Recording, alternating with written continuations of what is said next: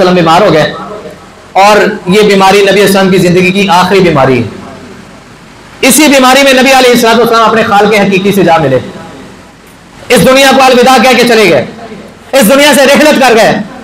रसूलुल्लाह सल्लल्लाहु अलैहि वसल्लम इतना शदीद बीमार हैं कि आपके ऊपर मुख्तलिफ कुओं का पानी बार बार बहाया जा रहा है, आपको थोड़ी देर के बाद होश आती है।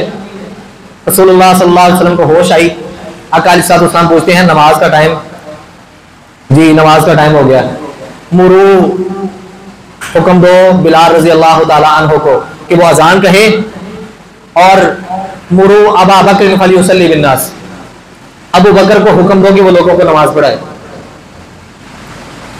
वहां पे अली उल मुर्तजा भी मौजूद थे, वहां पे उमर फारूक भी मौजूद थे, वहां पे आपका दोहरा दामाद उस्मान भी मौजूद था, वहां पे अली उल मुर्तजा रजी अल्लाह ताला अन्हु और दीगर सहाबा भी मौजूद थे, हसन हुसैन भी मौजूद थे कि नहीं? तो क्या आप इनमें से किसी का इंतखाब नहीं कर सकते थे? आप अपने दामाद अली का इंतखाब कर लेते, आप अपने दोहरे दामाद उस्मान का इंतखाब कर लेते, आप जिनको अपने नवासे और जन्नत के फूल कह रहे हैं और जिनके मतलब आप ये ऐलान कर रहे हैं कि ये दोनों मेरे बेटे हैं, कौन कौन? हसन हुसैन। अल्लाह जो इन दोनों से मोहब्बत करता है, अल्लाह तो उनसे मोहब्बत कर, अल्लाह जो इन दोनों से बुग़्ज़ रखता है तो उनसे बुग़्ज़ रख।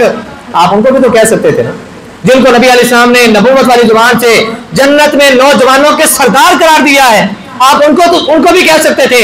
उमर फारूक भी मौजूद थे, कौन? उमर, बुजुर्गों के, कमजोरों के, जन्नत के अंदर बूढ़ों के सरदार अबू बकर और उमर हैं, आप उनको भी कह सकते थे। लेकिन कुर्बान जाए अबू बकर तेरी शान पर, नबूवत वाली जुबान से अल्फाज निकले हैं तो किसके नाम के? मुरू अबा बकर फलियुसल्ली बिन्नास। आज लोग कहते हैं लो जी खिलाफत छीन ली गई, खिलाफत खो ली गई। खिलाफत तो रब खुद दे रहा है। नबूवत वाली जुबान से मेरा और आपका ईमान है ना कि झूठ नहीं निकल सकता। आप कह रहे हैं अबू बकर को हुक्म दे वो लोगों को नमाज पढ़ाए, फिर भी होश हो गए। थोड़ी देर बाद होश आया, नमाज का वक्त हो गया, बिलाल को कहो अजान कहें, अबू बकर को कहो वो लोगों को नमाज पढ़ाए, फिर भी होश हो गया। तीसरी मरतबा फिर ऐसा ही हुआ, थोड़ी होश आई। आयशा रज़ी अल्लाह ताला अन्हा वहां पर मौजूद हैं, कहती हैं मेरे सरताज अल्लाह के नबी सल्लल्लाहु अलैहि वसल्लम, आपको पता है मेरे बाबा अबू बकर बड़े नरम तबीयत के मालिक हैं, अगर वो आपके मुसल्ले पे खड़े होके लोगों को इमामत करवाएंगे रो रो के हलकान हो जाएंगे। आप किसी और को हुक्म दे दे। आप बेहोश हुए, होश आया, आपने फिर पूछा हाँ जी अजान हो गई, नमाज हो गई? नहीं। वजह क्या है? वजह बयान की गई। आपने फरमाया तुम भी वो यूसुफ वाली औरतों का हाल कर रही हो।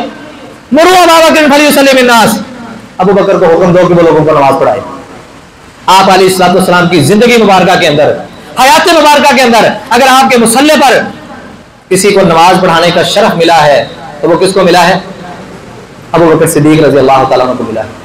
अल्लाह हमें सहाबा इकराम की शान को, उनकी सीरत को, उनके किरदार को, उनके अखलाक को समझने की और उनके मुताबिक अपनी जिंदगियां गुजारने की और बनाने की हमें तौफीक अता फरमाए। क्योंकि रब ने कुरान के अंदर ये ऐलान कर दिया फ़इन आमनू बिमिस्लि मा आमनतुम बिही फ़क़द इह्तदौ, अगर तुम्हारा ईमान इन नबी के सहाबा जैसा ईमान हो गया तो कामयाब हो जाओगे। अल्लाह हमें एक ऐसा ईमान बनाने की तौफीक अता फरमाए, तो हिदायत याफ्ता लोगों में हम सबको शामिल कर दे। आखिर दावाना अल्हम्दुलिल्लाहि रब्बिल आलमीन।